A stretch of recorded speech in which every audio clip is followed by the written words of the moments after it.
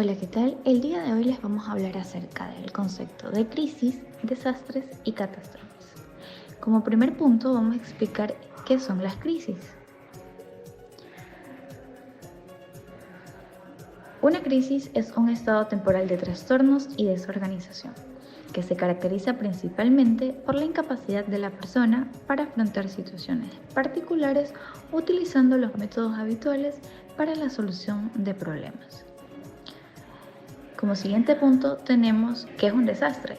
Un desastre se puede definir como un suceso relativamente impredecible que afecta profundamente a la comunidad, poniendo en peligro vidas humanas, alterando el orden social y la conducta habitual de las personas. Jiménez Burillo, 1981. Como siguiente punto tenemos que es una catástrofe. Se refiere a un desastre masivo con consecuencias que abarcan una mayor extensión e implica la puesta en marcha de numerosos recursos personales, sociales y económicos.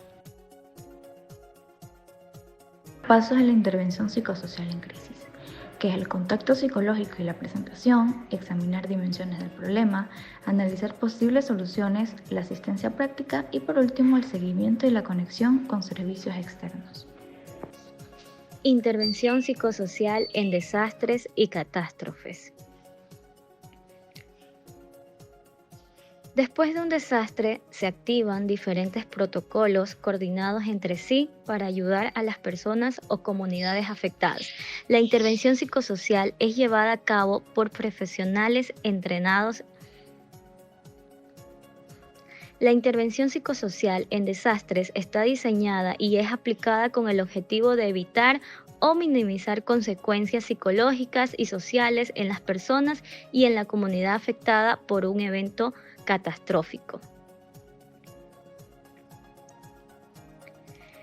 Los equipos de intervención psicosocial suelen estar formados por coordinadores, psicólogos y voluntarios con formación. Intervención psicosocial en la comunidad tras un desastre. Crear una sensación de pertenencia. La comunidad debe sentirse no como víctima, sino como supervivientes.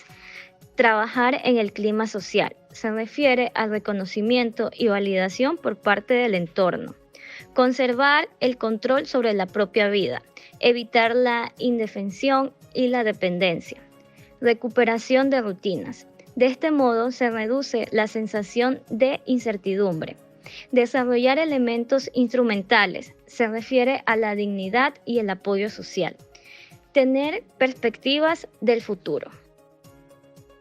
Fases de la intervención psicosocial en desastres.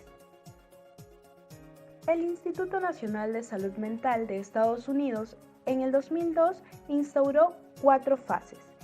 Estas fueron reformadas por la Organización Panamericana de la Salud y la OMS en el 2003, quedando como fase de impacto o precrítica, fase de rescate o de crisis, fase de recuperación o postcrítica y la fase de regreso a la vida o recuperación.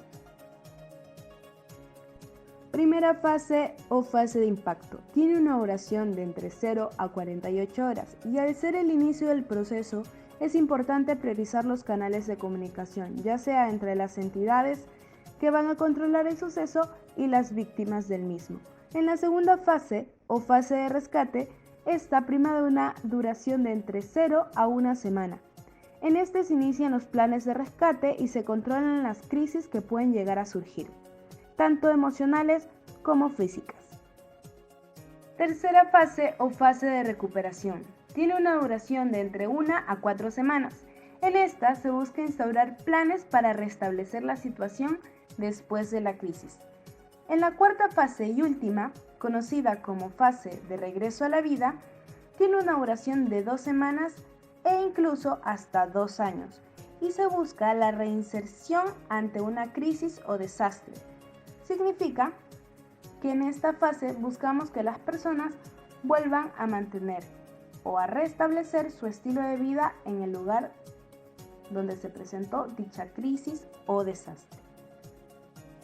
Componentes de la primera ayuda psicológica.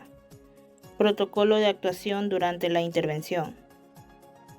Primero, hacer contacto psicológico. Conlleva escuchar a la persona con toda la carga afectiva, emocional y conductual mediante la utilización paralela de lineamientos reflexivos, frases de conexión y empatía para que la persona sepa que escuchamos lo que ha dicho y crear un vínculo de confianza. Luego tenemos el segundo paso, que es examinar las dimensiones del problema. Esto implica la evaluación de las dimensiones de la situación, esto con el objetivo de actuar en consecuencia. Es necesario establecer el orden jerárquico de las necesidades del sujeto. Primero, los conflictos que necesitan manejarse de manera inmediata, luego aquellos conflictos que pueden dejarse para después. En tercero, analizar las posibles situaciones. El tercer componente implica la identificación de un rango de soluciones para las necesidades inmediatas. Se conduce al sujeto a encontrar alternativas y analizar las ganancias y pérdidas, los pros y contras de cada solución. Después aquellos son sintetizados y jerarquizados de modo adecuado a las necesidades inmediatas y postergables. Como cuarto, tenemos ayudar a la toma de acción concreta. El objetivo es de dar el siguiente paso, el mejor que se pueda dada la situación para manejar la crisis y afrontarla. Es importante recordar que la persona tiene que hacer lo que se le haga posible por sí misma. Y por último, el seguimiento.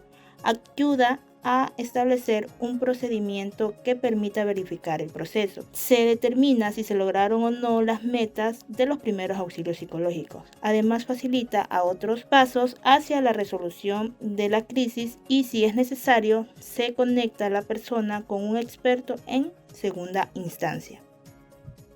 Los recursos y estresores.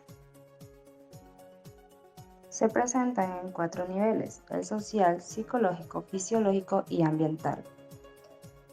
La aparición de estresores naturales como terremotos no se pueden prevenir, pero el hecho de que un estresor se convierta en un desastre depende en gran parte del número de recursos y del grado de vulnerabilidad.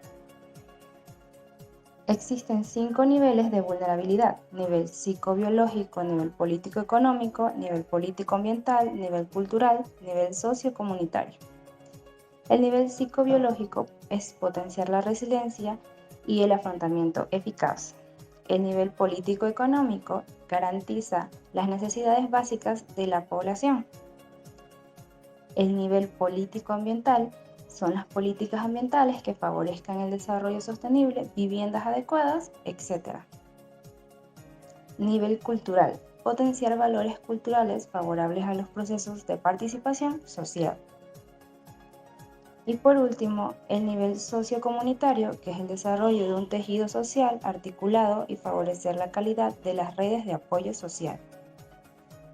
La magnitud de las catástrofes. Estas están determinadas por el grado de vulnerabilidad del contexto y la población que las padece, más que por la intensidad física.